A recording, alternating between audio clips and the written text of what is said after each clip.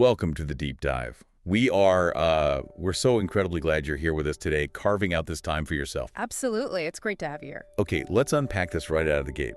Because today we are stepping into territory that is, well, it's profoundly deep. It's culturally taboo. Highly taboo. Yeah, and frankly, for a vast majority of people listening right now, it's going to be profoundly uncomfortable.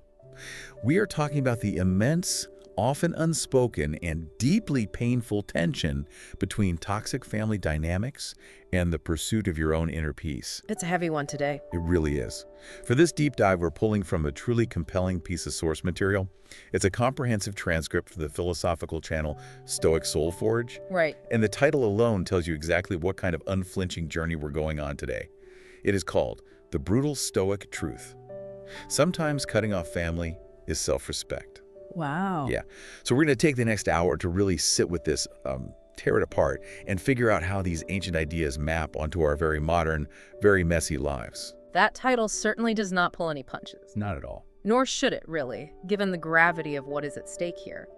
What's fascinating here is the absolute clarity of the mission we have for you today.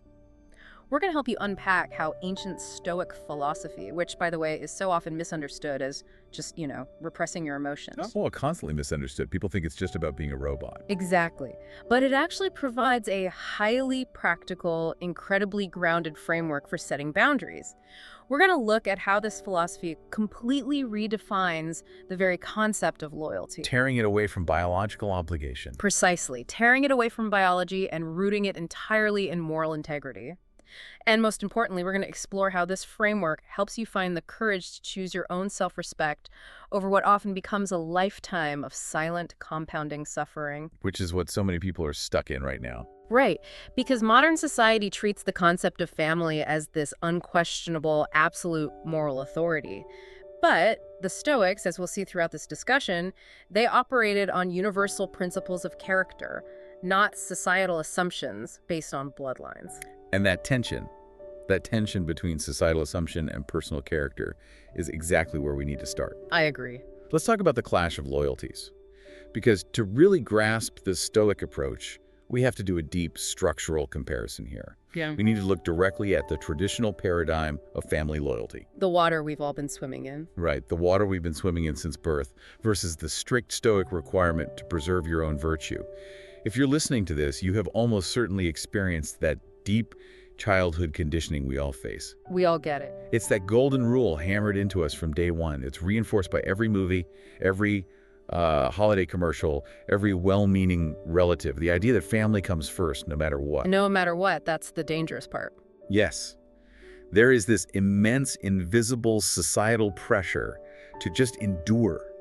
To endure the passive-aggressive comments at the Thanksgiving table, to tolerate the financial guilt trips, to swallow outright emotional disrespect, simply because, quote-unquote, blood is sacred. It becomes an accepted baseline that you will just take it, you'll absorb it, and you'll keep showing up. Exactly. It's entirely accepted as the baseline, and what makes it truly insidious is that it is actively glorified. Glorified, how do you mean? Well, if we connect this to the bigger picture, you start to see the quiet psychological danger in this traditional conditioning.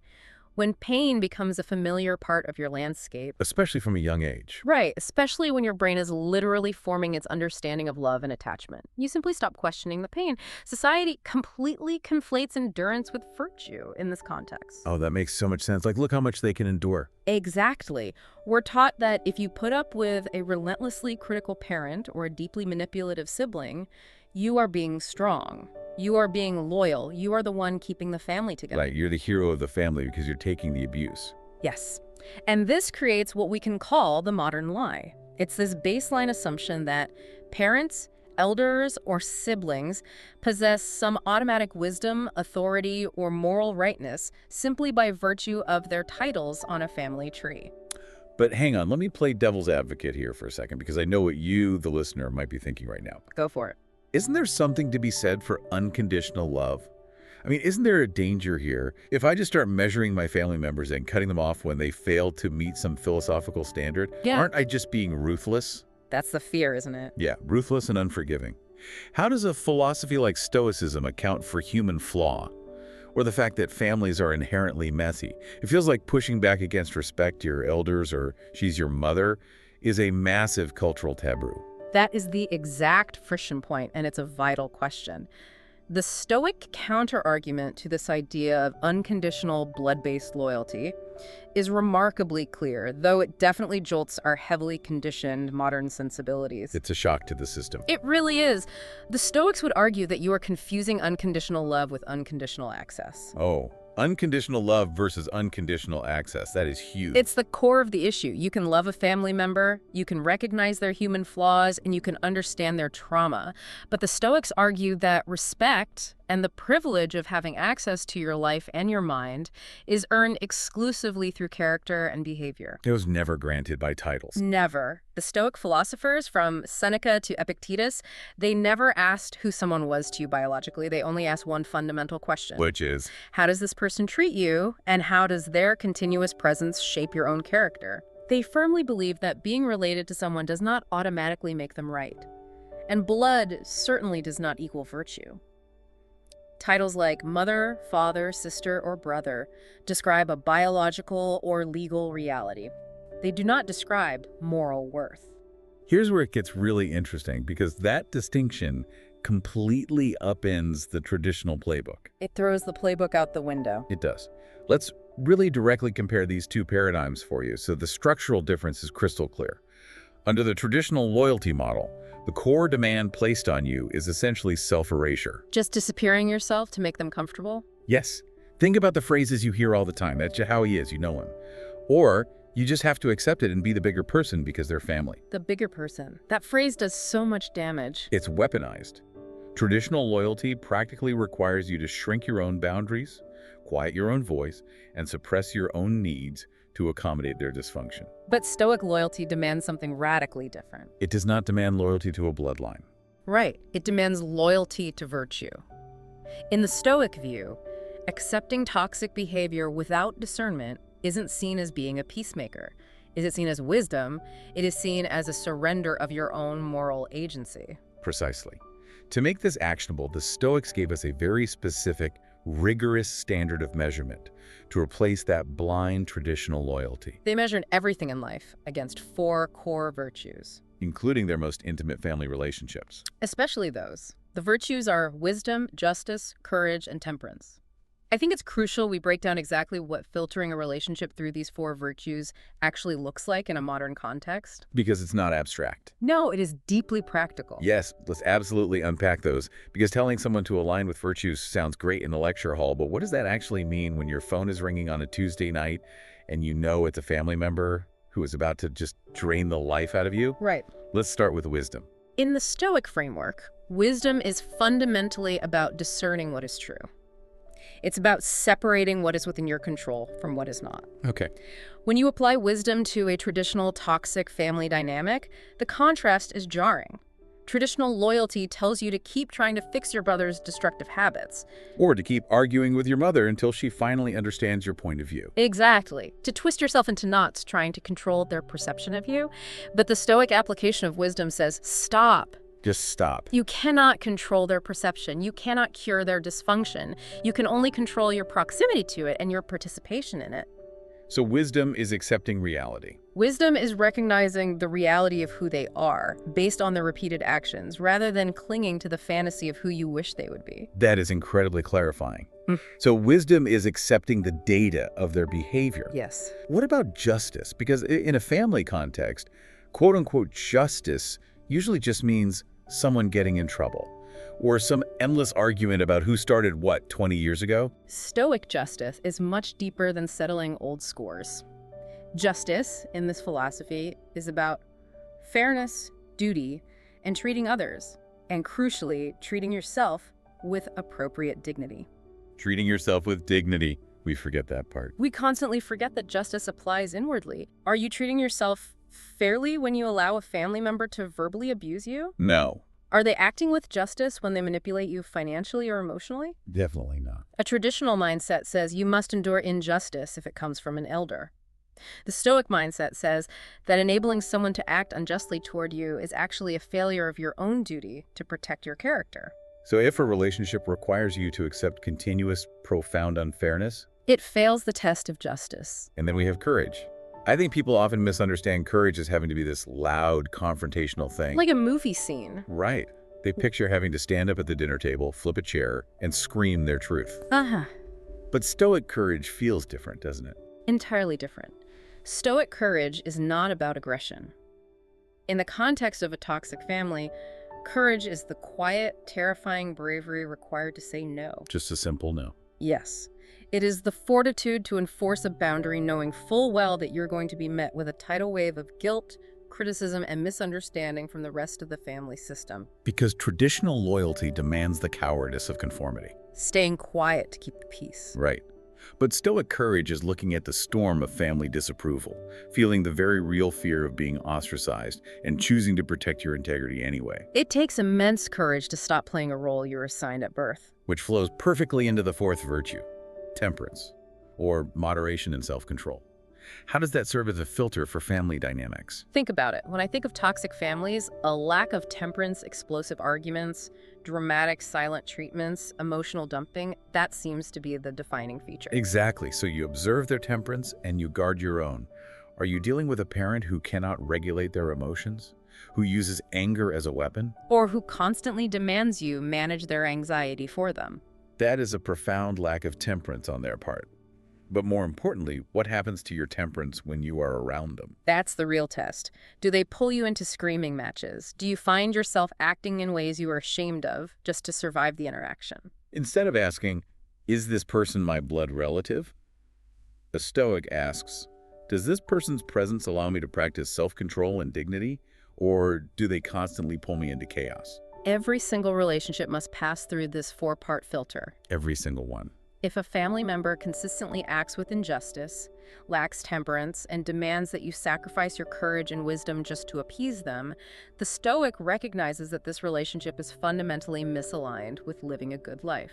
To really ground this, the source text brings up a phenomenal historical example that takes this out of the realm of theory and puts it into practice. The Marcus Aurelius example. Yes.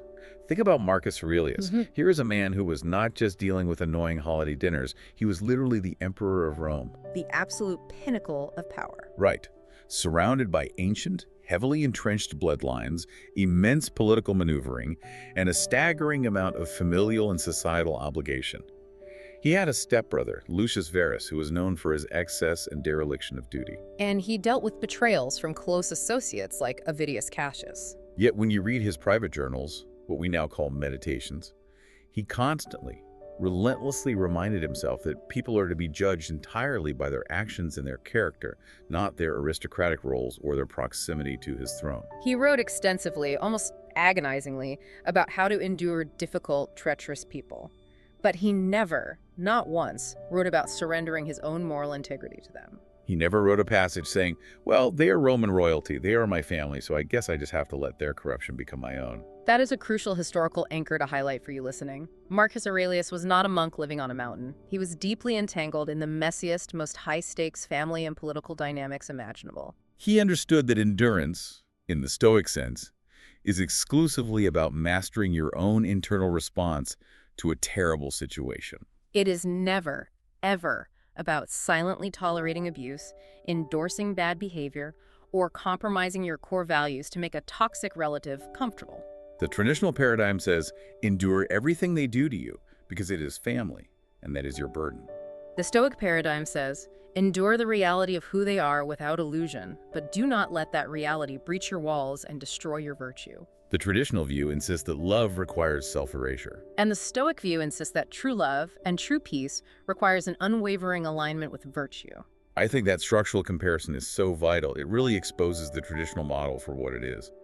But as we transition into our second major area, I want to explore how this actually plays out in the real world. The day-to-day. Yes.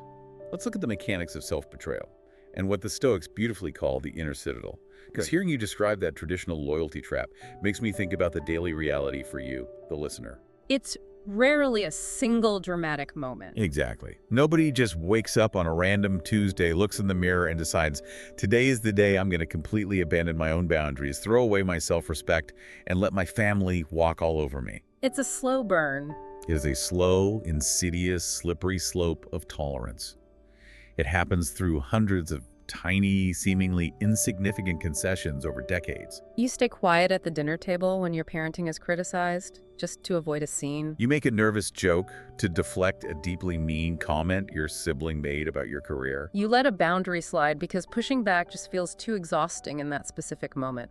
And that slippery slope is paved by a very real, very powerful psychological trap that the source material identifies as familiarity bias. This concept is vital for you to understand because it explains why smart, capable people tolerate treatment from their families that they would never accept from anyone else. Why does that happen? Because your family relationships begin so early in your life, often literally from the moment you are born, your brain's default biological setting is to view these specific people and these specific dynamics as your baseline for safe, or at least normal. Normal, even if it's chaotic. Exactly. Your entire nervous system wires itself around their moods, their reactions, and their dysfunctions during your most formative years. So, your brain defaults to this deeply ingrained feeling of familial attachment even when the present-day data, the actual observable behavior you are experiencing as an adult, clearly says you are in emotional danger. Wow, okay, so it's a literal nervous system response. The Stoics obviously didn't have functional MRI machines, but they understood human nature deeply enough to recognize this exact phenomenon. They recognize that the human mind adapts to repeated exposure. What you tolerate repeatedly becomes your familiar baseline. And here is the profound danger. What becomes familiar stops triggering your internal alarm systems, even when those alarms absolutely should be blaring. You can be sitting there in a dynamic, say, a mother who constantly undermines your spouse, or a father who uses money to control you. That would make you immediately walk away and cut ties if it were a friend, a romantic partner, or a coworker. But because it is your parent, because it is the water you've swam in your whole life, the alarm bells just stay silent. You just think, well, it's just Tuesday. Exactly. And because the alarm bells are silenced by that familiarity bias, you need external, objective markers to realize you are abandoning yourself. Which the source text provides. Yes. The text gives us 3 very specific, layering warning signs that your tolerance has actually crossed the line into active self-abandonment. These aren't subtle quirks. These are red flags waving in your face. Let's Right. walk you through these because recognizing the mechanics of your own self-betrayal is half the battle. Warning sign number 1 is shrinking yourself. This one is so common. Shrinking yourself to keep the peace. Let's ground this. This isn't just about being polite. This is when you find yourself constantly actively editing your words before you speak. You downplay your own career successes because you know it will trigger your siblings' insecurity. And lead to a passive-aggressive spiral. Or, even more painfully, you literally hide entire parts of your identity, your political views, your religious beliefs, your lifestyle choices, just to avoid the inevitable criticism or emotional backlash from your family. You are contorting yourself into a smaller and smaller box so that they don't have to experience the discomfort of you being a whole person. And to add the necessary Stoic lens to that first sign, we have to redefine what peace means in this scenario. The peace you are supposedly keeping is not actually harmony, it is merely silence. And it is a silence that you have bought at the terrible compounding cost of your own honesty. The Stoics valued truth and authenticity above almost all else. When you shrink yourself, when you edit your life story to make it palatable for toxic people, you are actively living a lie to make someone else comfortable. That is a direct, severe violation of Stoic virtue. You're betraying your own character to manage their dysfunction. That reframing of peace as just bought silence is staggering. Okay, warning sign number 2. Feeling overwhelming guilt for setting even the smallest boundaries. Let's say you finally muster the courage to say no. You tell your parents you aren't coming over for the holidays this year because you need a break. Or you tell your sister you can't loan her money again. Instantly, you are flooded with a sickening sense of shame and guilt. Not because you did something objectively wrong or malicious, but because your family environment has trained you for years to equate absolute obedience with love. You have been deeply conditioned to feel like having a separate self, having a boundary, is an act of hostile aggression against the family unit. Which is, again, the exact opposite of the Stoic view. In Stoicism, boundaries are not acts of aggression, they are acts of supreme clarity. They are the defining architectural lines of your own character. Without boundaries, you have no shape. You just bleed into whatever the people around you demand. If you feel a deep, visceral guilt for simply stating what you will and will not accept in your own life, that is a clear indicator that the familiarity bias has completely hijacked your moral compass. It is making you feel fundamentally bad for doing something that is fundamentally healthy, necessary, and virtuous. And then we have warning sign number 3, the consistent dismissal of your values. This is incredibly painful. This is when your life choices are openly mocked at family gatherings. Your standards for how you raise your own children are minimized or actively undermined by your parents. Your core principles are treated by your family as if they are just annoying inconveniences or silly phases you'll grow out of. Over time, this constant drip, drip, drip chipping away does something devastating. It trains you to doubt your own judgment. You start asking yourself, am I being too sensitive? Are my standards too high? Am I the crazy one here? And doubting your own judgment is perhaps the most dangerous psychological outcome of all, because it leaves you defenseless. This brings us to a critical distinction that you must understand if you're going to navigate this stoically. The difference between patience and permission. People constantly confuse the two, often to their own detriment.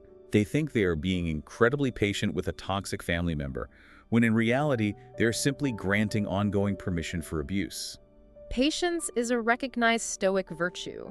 It means choosing to remain calm and regulated internally while holding your values and boundaries absolutely steady externally. Permission, on the other hand, is allowing disrespect to continue unchecked. When someone repeatedly crosses your stated boundaries, mocks your values, or manipulates you, and you do nothing but absorb it, you aren't being patient. You are giving them active permission to erode your character. That is a massive difference, and it's one we need to underline. Patience is holding your ground calmly. Permission is giving your ground away, piece by piece. And this ties directly into one of the most beautiful, hardcore, and deeply resonant concepts in all of Stoicism, the inner citadel. The inner citadel. Let's talk about that. The Stoics, particularly Marcus Aurelius, believed that the greatest harm that can ever happen to you isn't an external injury.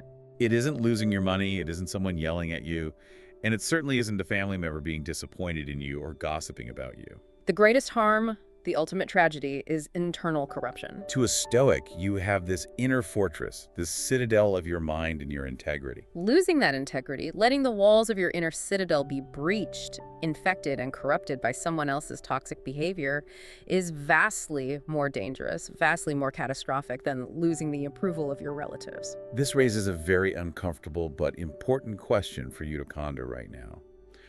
What is already being torn apart inside you while you try to keep the family together? What parts of your inner citadel are already crumbling? The Stoics believed that you have complete, unyielding sovereignty over your inner life. No one can force their way into your mind without your consent. But when you accept the judgment that you must endure abuse, disrespect, or manipulation just to be considered worthy of belonging to a family, you are willingly walking to the gates of your inner citadel and handing over the keys. To people who do not have your best interests at heart, you are granting them absolute authority over your soul. And as the source material brilliantly points out, that authority does not belong to them. It never has. It belongs solely to you. I sometimes picture the modern version of that inner citadel. For so many of us dealing with toxic family, it isn't a majestic Roman fortress anymore. It's a tired little fort guarded by a rusty gate and a passive-aggressive family group chat that we are terrified to mute. Yes. We let them breach the walls every single day through our phones.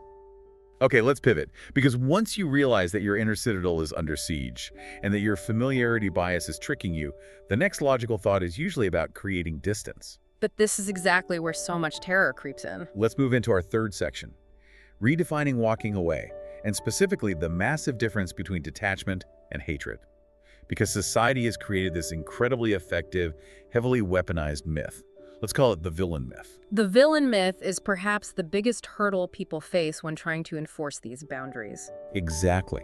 If you are the one who finally decides to step back from your family, society immediately frames you as the bad one.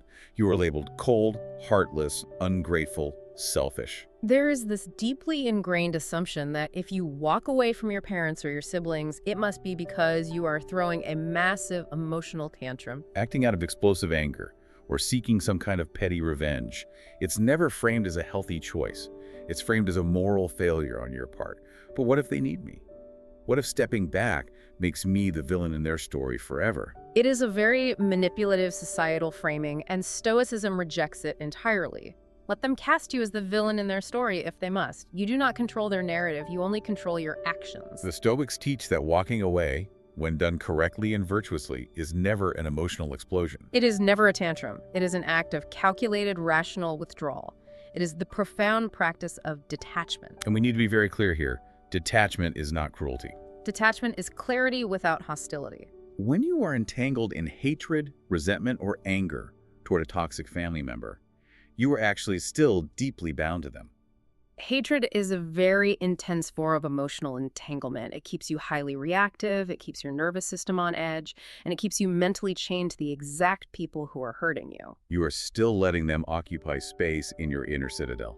Detachment does the exact opposite. Detachment removes the emotional fuel from the dynamic. It abruptly ends the exhausting, circular, internal argument you've been having with them in your head for years, and it restores your sovereignty over your inner world. The source text uses some incredibly vivid analogies to explain this difference between hating someone and detaching from them, and I think they're perfect for visualizing this shift. Let's use the first one, the analogy of fire. The text compares a toxic family dynamic to standing too close to a flame. How does a Stoic view that interaction?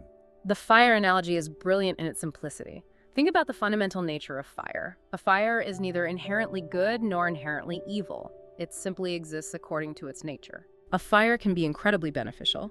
It can warm your house in the winter, cook your food, and provide light in the dark.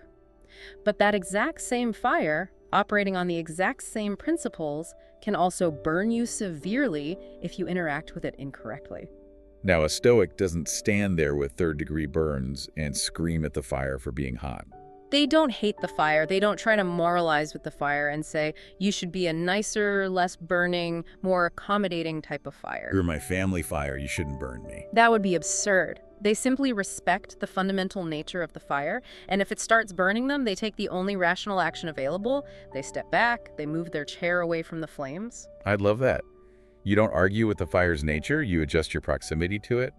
Family relationships operate on the exact same principle. When emotional closeness to a specific family member causes you repeated, predictable harm, When you get burned every single time you open up to them or rely on them, stepping back is not an act of cruelty against them. You aren't trying to extinguish their fire. it is simply an act of clarity and self-preservation for yourself. You are finally recognizing their nature, at least their nature in relation to you, and moving your chair back so you don't catch fire anymore. And there is a second analogy in the text that builds on this: the storm. Detachment is like stepping out of a violent, chaotic storm.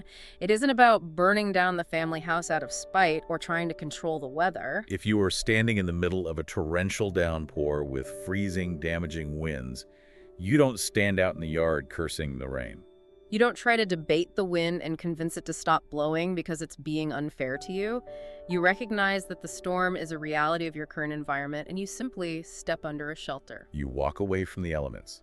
Staying outside and letting yourself get battered by the hail when there was a warm shelter available no longer serves you. It isn't avoidance, it is wisdom applied in real time. Detachment is simply walking indoors. That brings up a really complex emotion, though. A lot of people feel that if they walk indoors, if they detach and move their chair away from the fire, they are failing to be compassionate. They feel like true compassion means staying in the storm with the person who is creating it. What's fascinating here is how Stoicism redefines our very concept of compassion and forgiveness. It separates the emotion from the action. Stoicism reminds us that compassion absolutely does not require proximity.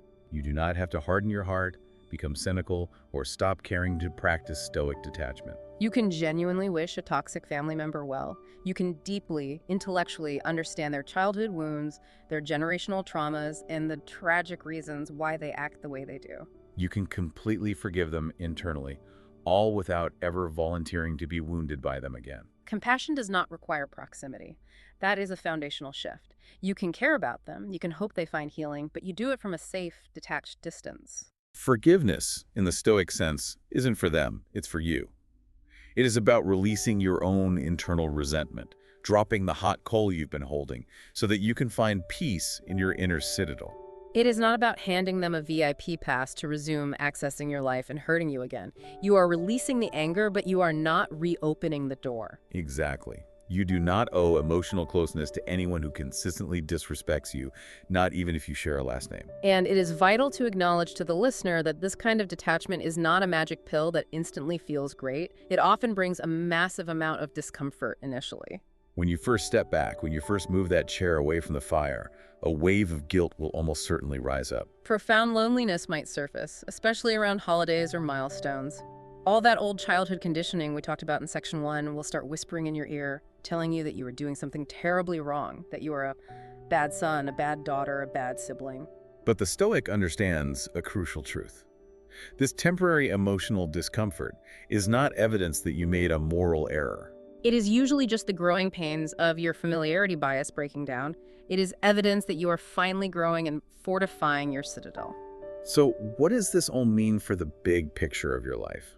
How do we weigh these choices? This brings us to a really fascinating analytical section. Yeah. The economics of suffering. We need to look at the actual, undeniable price tag of staying in a toxic dynamic versus the price tag of leaving. Because let's be real, and Stoicism demands we be real. Both options cost you something. There is no pain-free way out of a toxic family system. Every choice has a price. Stoicism just asks you to be incredibly analytical, almost mathematical, about which cost you are willing to bear and which cost actually preserves your character. Let's break down the silent, compounding cost of staying. The cost of staying is insidious precisely because it is often very subtle at first. It rarely announces itself with a single, massive, cinematic, dramatic event. Instead, it operates through a slow, quiet, daily erosion of your spirit and your physical well-being. Think about the somatic reality of this. Think about the physical tension you feel in your shoulders and your gut in the days leading up to a family holiday, or the spike in your heart rate when a certain name pops up on your caller ID. Think about hiding in the bathroom during Thanksgiving just to regulate your nervous system for 5 minutes. Think about how many hours you spend lying awake in bed, replaying circular conversations long after they have ended, trying to figure out what you did wrong, or decoding what they meant by that passive-aggressive comment. You end up carrying this heavy, low-grade, exhausting anxiety that never fully leaves your system. It becomes your new, deeply unhealthy baseline. The source material defines this perfectly as self-fragmentation. It is exactly what it feels like. You are breaking yourself into pieces. When you stay in a dynamic that requires you to constantly shrink, edit your words, and abandon your values just to maintain a fake peace, you are paying for that peace with your own mental clarity. You are spending massive amounts of your limited emotional energy managing their dysfunction.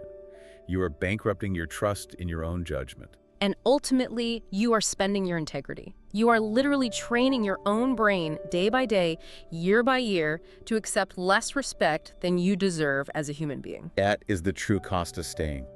It is a slow, agonizing death of your authentic self by 1,000 paper cuts. Which is exactly why the Stoics believed that your character, your integrity, is your single most valuable possession. It is the only thing truly yours.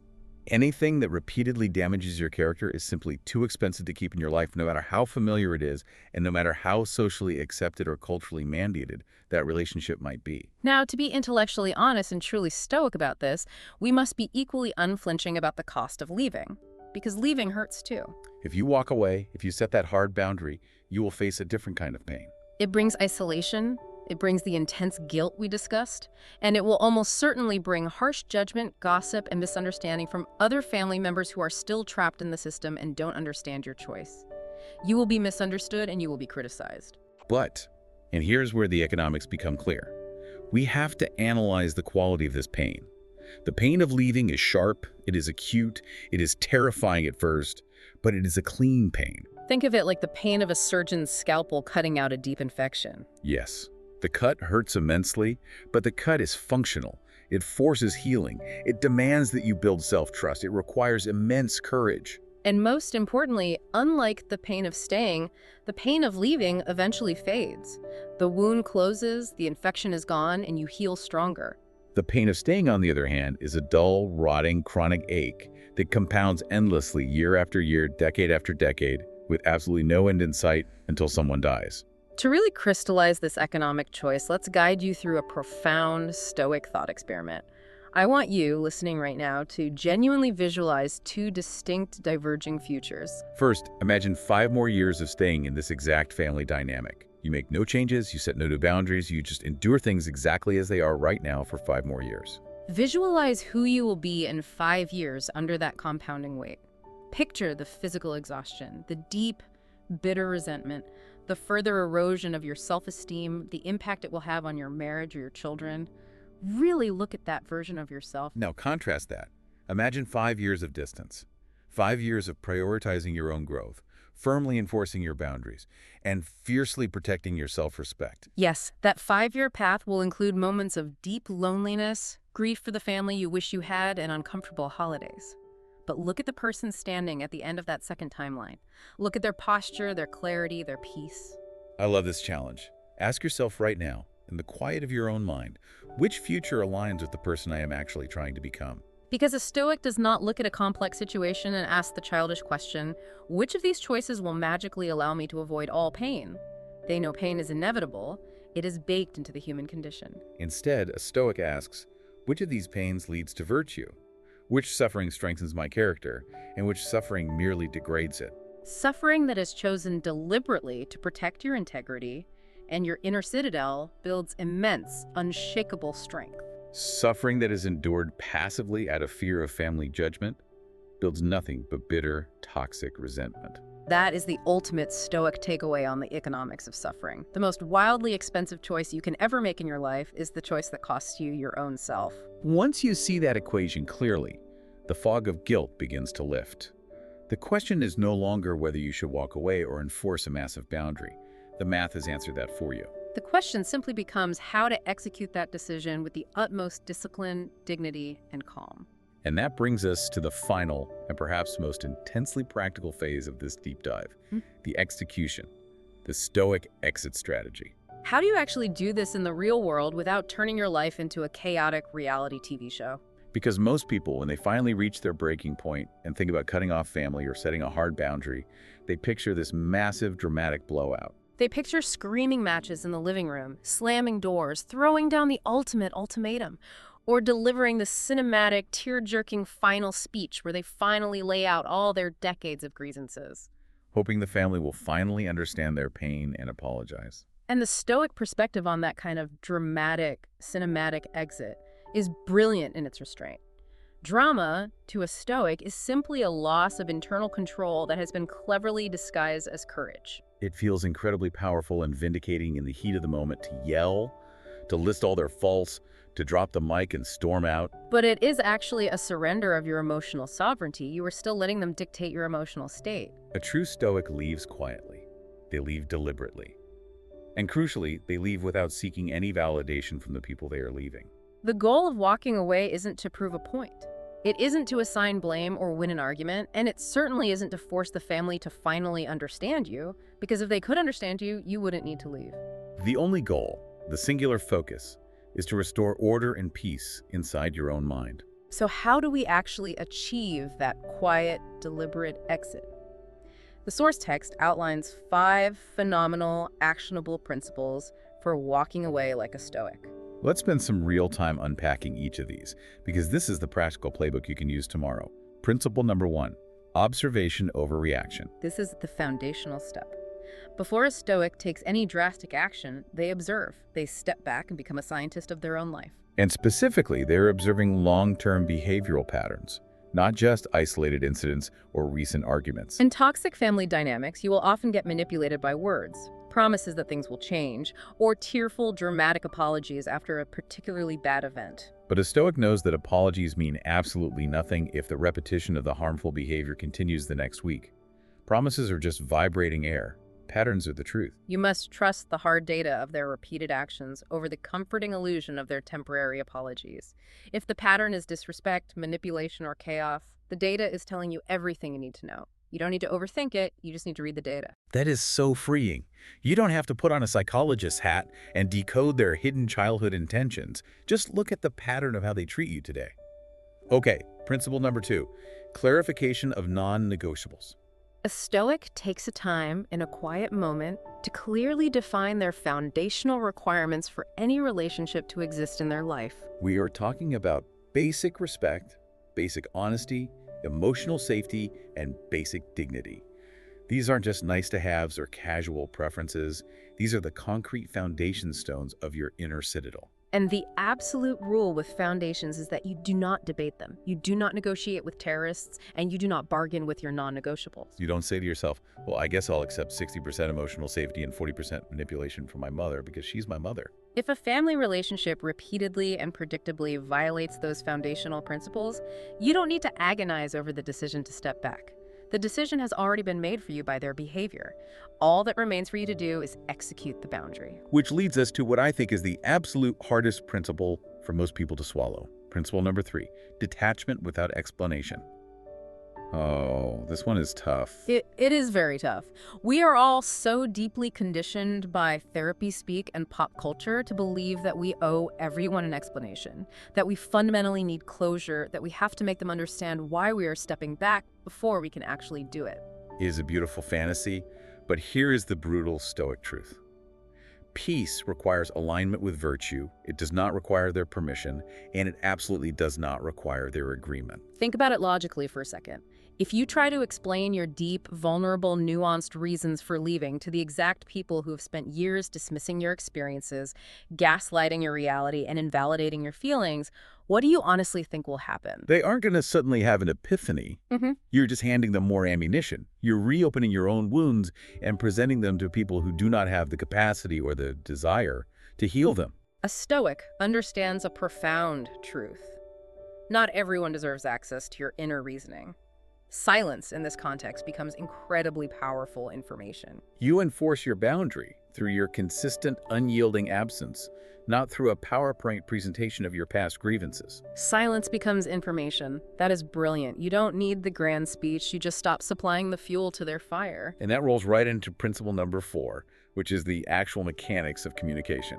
Firmness without hostility. Let's ground this in the 21st century. When you do have to communicate your boundaries, say over a text message or a brief phone call, you use the absolute minimum amount of words necessary, and you keep those words completely neutral. No accusations, no emotionally charged language, no dragging up the past 10 years of family history. Exactly. You remove all the emotion from the delivery. You just state the logistical fact. If your mother texts you a guilt trip about not coming to a Sunday dinner that you know will end in a screaming match, the traditional response is a 5-paragraph defensive essay. The Stoic response is, I am choosing to step back and recharge this weekend, so I won't be attending. Have a good time. Or simply, I am not available for this dynamic anymore. That is it. There is no debate. There is no defense of your choice. There is no negotiation. And crucially, Stoicism teaches that once you have stated a boundary clearly, repeating it only weakens it. If you have to keep saying, I told you not to call me and yell, you are still playing their game. You are still in the arena. You state the boundary once, and then you simply live it. You enforce it with immediate action, which usually means hanging up the phone, leaving the room, or putting the text thread on/off. Do not disturb the moment the boundary is crossed. Which brings us to the final and perhaps most insidious trap of the entire process. Principle number 5, no return to justify. Let's say you've done it. You've sent the neutral text, you've stepped back, the quiet is finally setting in, and then 2 weeks later, suddenly, the guilt hits you like a tidal wave. Or maybe they reach out with a very cleverly disguised innocent question or a fake crisis. The biological impulse to go back, to open the door just a crack and explain it one more time is overwhelming. You want to soften the blow. You want to make them more comfortable with your absence. You want to prove you aren't the villain. A Stoic recognizes that intense emotional impulse for exactly what it is, a test. It is a test of your resolve and the structural integrity of your inner citadel. Every single time you break your own boundary to return and justify yourself, you are reopening the very door you just fought so agonizingly hard to close. When that doubt arises, and it will arise, the Stoic practices severe emotional restraint. They don't rely on their fluctuating, guilt-ridden emotions. They return to the hard evidence. They remind themselves of the historical data, the patterns that made the boundary absolutely necessary in the first place. You must choose the cold, hard consistency of your boundary over the temporary false comfort of over-explaining yourself to people committed to misunderstanding you. So when you actually apply these 5 principles, when you observe the patterns, Hold your non-negotiables, detach without a grand speech, communicate neutrally, and refuse to go back and justify. You achieve what the text calls the result of subtraction. What actually happens to a human being when they successfully, stoically reduce their contact and their emotional exposure to a toxic family system? The transformation is nothing short of profound. Think about how much of your daily mental energy is currently being siphoned off by family drama. When you finally stop pouring your precious energy into a black hole of dysfunction, all that energy remains with you. Your inner life begins to expand in ways you couldn't imagine. The constant, chaotic, anxious chatter in your thoughts gets quieter. Your nervous system, which may have been trapped in a low-grade fight-or-flight mode for decades, finally begins to realize it is safe. It begins to calm down and regulate. You reclaim your power. And notice the Stoic beauty in this. You don't reclaim your power by finally dominating your family, by winning the 20-year argument, or by making them apologize. You reclaim your power simply by withdrawing your energy from the things that harm you.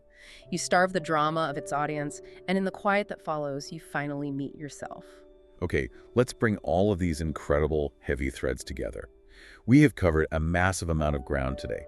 We started by completely dismantling the traditional, deeply ingrained childhood conditioning that says family is an unquestionable moral authority simply because of shared DNA. We replaced it with the rigorous Stoic truth that respect and access to your life are earned solely through character and virtue. We looked at the agonizing mechanics of self-betrayal, how staying out of biological obligation leads to the silent compounding erosion of your inner citadel, and how endurance without firm boundaries isn't a virtue at all, it's active self-betrayal. We learned that walking away isn't about throwing an angry tantrum, being the villain, or hating your family. It is about rational, quiet detachment. It is about refusing to reject yourself any longer to keep them comfortable. Self-respect, as it turns out, is the highest, most difficult, and most honorable form of loyalty. And if we connect all of this to the bigger picture of your life trajectory, the final overarching takeaway is this. Protecting your self-respect today is how you protect all of your future relationships tomorrow. When you do the incredibly hard, painful work of honoring your boundaries with your family of origin, you are actively modeling to the rest of the world exactly how you expect to be treated. You are teaching your friends, your colleagues, your partner, and your children through your uncompromising actions that access to you requires respect and emotional safety. You are establishing the baseline for your entire future. I want to leave you with one final provocative thought to mull over this week, something that pushes all of this into entirely new, perhaps even heavier territory. We have spent this whole deep dive talking about the internal personal cost of staying in toxic family dynamics. We've talked about your peace, your nervous system, and your inner citadel. But consider for a moment the legacy. Consider the generational blueprint. If you do not find the courage to enforce these boundaries now, what blueprint are you unknowingly passing down to the next generation? What if the boundary that you are so terrified to set today, the one that makes you feel so physically sick with guilt, is the exact blueprint for freedom that the next generation of your family desperately needs to see someone finally build? What if your refusal to be broken is the very thing that finally breaks the cycle? That is a tremendously powerful responsibility and a profound opportunity to live a life of true virtue. It really is. Thank you so much for carving out the time to join us for this deep dive. We know this wasn't an easy listen. We encourage you to take a hard, honest, stoic look at your relationships this week. Observe the patterns without illusion, trust your internal alarms when they ring, and above all else, protect your inner citadel. We will see you next time.